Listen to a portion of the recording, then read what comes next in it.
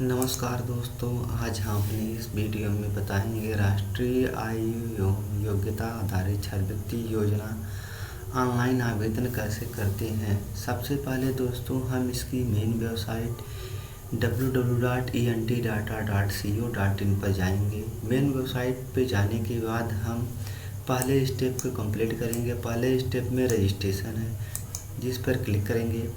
Registration पर click करने के बाद यहाँ दे रहा है राष्ट्रीय आय एवं योग्यता आधारित छात्रवृत्ति योजना परीक्षा 2023-24 आवश्यक दिशा निर्देश दे रहा है। इस परीक्षा में वही छात्र सम्मिलित होंगे जिन्होंने 21-22 में कक्षा 7 के न्यूनतम 55%, अनुसूचित जाति एवं अनुसूचित जनजाति वर्ग के लिए 5% छूट है के अंकों के साथ उत्तीर्ण हो। वर्तमान सत्र में राजकीय स्थानीय निकाय अशासकीय सहायता प्राप्त कक्षा 8 में पढ़ रहे वे छात्र राष्ट्रीय आय आधारित छात्रवृत्ति योजना परीक्षा 2023-24 में आवेदन कर सकते हैं।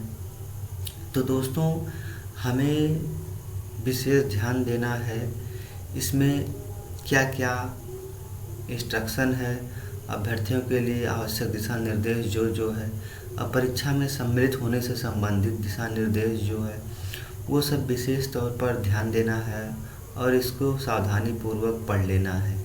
इसके बाद मैं सहमत हूँ, यस पर क्लिक कर देना है। यस पर क्लिक करते ही हमारे सामने फार्म का डैशबोर्ड आ जाएगा, जिसके ऊपर ऑनलाइन आवेदन की अंतिम तिथि दे रहा है। दोस्तों आवेदन की अंतिम तिथि 24 तारीख की थी।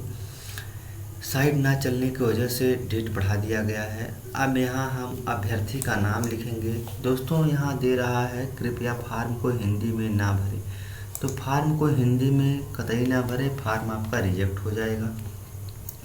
और do not right KM Kumari KM start name. दोस्तों किसी भी फार्म में, इसी में नहीं, किसी भी फार्म में फार्म के नाम के पहले KM, डॉक्टर अथवा कुमारी अथवा मिस्टर नहीं लगाना रहता है। दोस्तों इसमें अभ्यर्थी का नाम हम भर देंगे।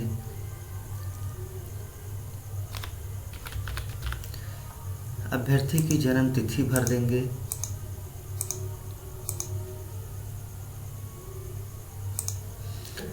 दोस्तों जन्म तिथि जो है वो कैपिटल लेटर में होना चाहिए और 1 जनवरी है तो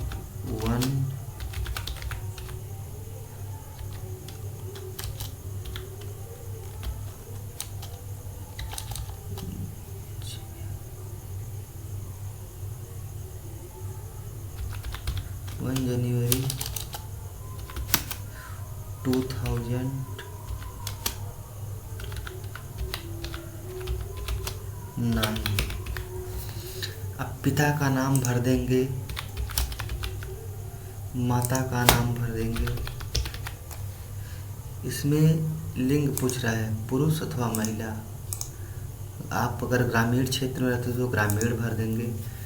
अब यहाँ जाति पूछ रहा है। जाति में अगर आप सामान्य हैं तो सामान्य पर क्लिक करेंगे, सामान्य में जाति नहीं मांगता है।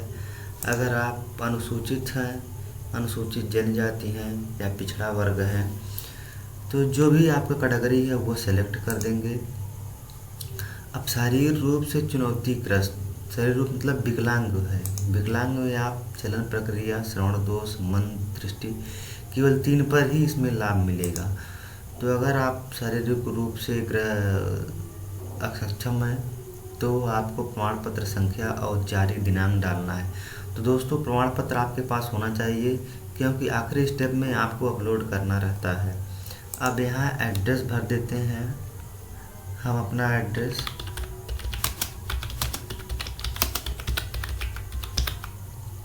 जिला भर देते हैं, यहाँ पिन कोड डाल देंगे, मोबाइल नंबर डाल देते हैं, ईमेल आईडी डाल देते हैं जो हमारी ईमेल आईडी होगी। दोस्तों अब बाहर संस्था का नाम और पता जहां अभ्यर्थी कक्षा 8 में अध्ययनरत हो।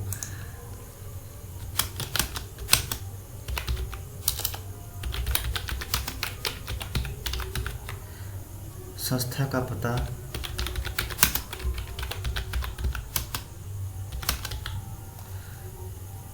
संस्था का जिला किस जिला में पड़ता है, संस्था का पिन कोड।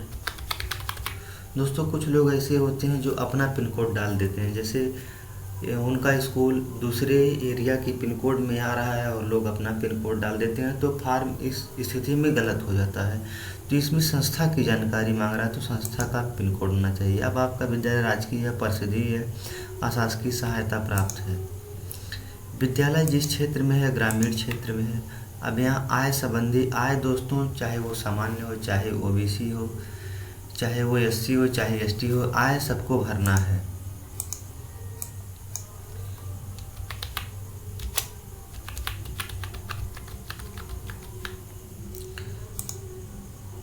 इसमें वार्षिक आय रहेगा,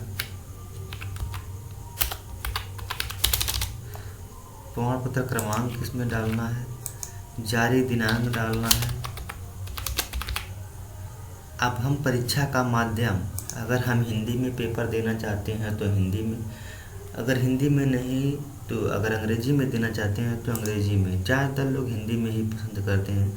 अब यहाँ पारिवारिक विवरण है, परिवार में सदस्यों की संख्या। दोस्तों हमें ध्यान देना है, सदस्यों की संख्या माता व पिता को जोड़कर लिखना है, क्योंकि यहाँ भाई और बहन की संख्या अलग अलग पूछ रहा है।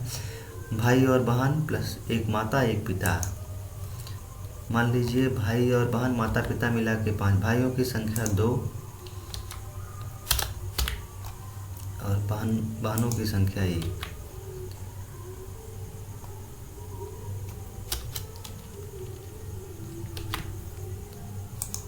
अब यहाँ व्यवसाय पूछ रहा है। व्यवसाय में पिता का व्यवसाय क्या है, अगर प्रोफेशनल है, एग्जीक्यूटिव मैनेजरल है, यहाँ बिजनेस करते हैं तो एग्रीकल्चर। ज़्यादातर गांव में लोग खेती किसानी ही करते हैं। कितने पढ़े लिखे हैं, उनकी शैक्षिक योग्यता क्या है। शैक्षिक योग्यता जो भी होगी वो हम उनका डाल देंगे।